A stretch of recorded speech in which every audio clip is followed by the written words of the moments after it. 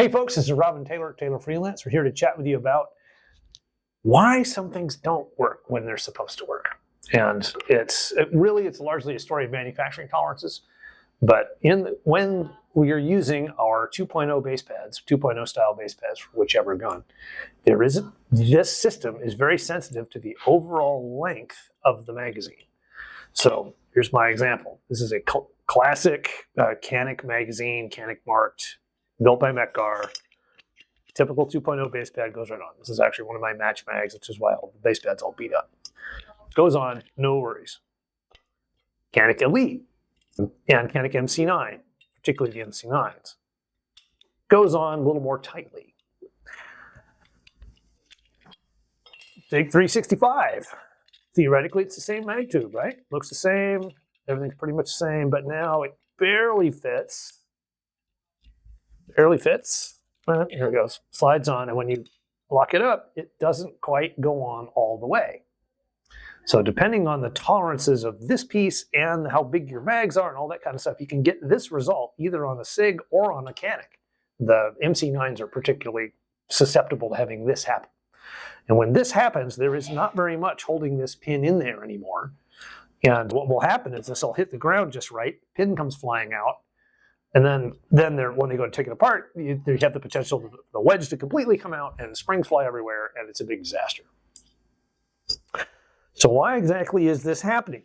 The SIG is easier to understand because it's a different brand name. But the Canik, old style Canik, if you measure it this direction, you end up at about 1.249. Newer model Canik, slightly different finish, all that sort of stuff. 1.54, 1.55, 1.154, 1.155, or whatever that is. It's probably a 2. I don't have my glasses on. And the SIG, you're at 1 point whatever it is, 0.6. So, 49, 54, 55, 60. So over the course of, that's enough to really matter. So how do I fix it, Mr. Taylor? What you do is you take out the wedge and you just run it on a piece of sandpaper a couple times to take enough material off that you can get the wedge to pop up the back all the way and lock up properly. And we'll show you that here in just a sec.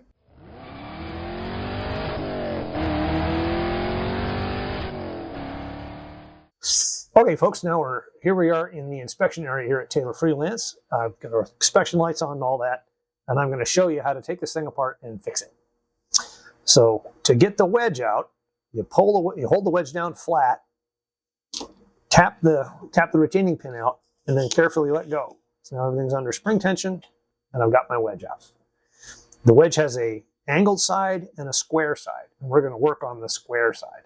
So in order to get this wedge to go onto the SIG, which is this magazine here, I have to take off about 5 thousandths, just not very much.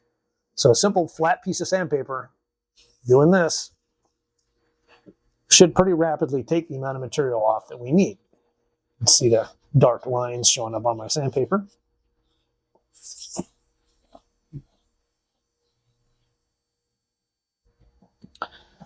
And the way you check it, it's a test and check sort of environment. So you got to take a little bit of material off, check the piece, and repeat, which we'll do here. Maybe that was enough. Maybe I got to do it a bunch more.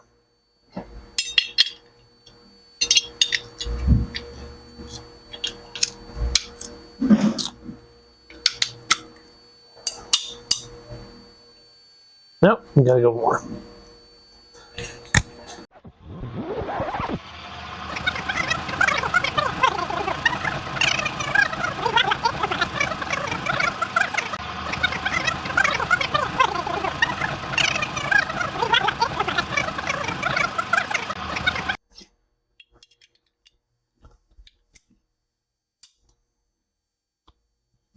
And there it is. So this one, I still have to push it. I need to take a few more tenths off still. But if your wedge is sticky like this, sometimes you can just press up on it and it'll fully lock and you'll be okay. I don't like this situation. It should be looser. It should pop up naturally. But sometimes you just want to keep an eye on it. And with a little bit of upward pressure on the post, you can get it to lock up when it wouldn't otherwise. Yeah. So if I take the pressure off, it wants to stick. I put a little pressure. If I put a little upward pressure, it locks up all the way.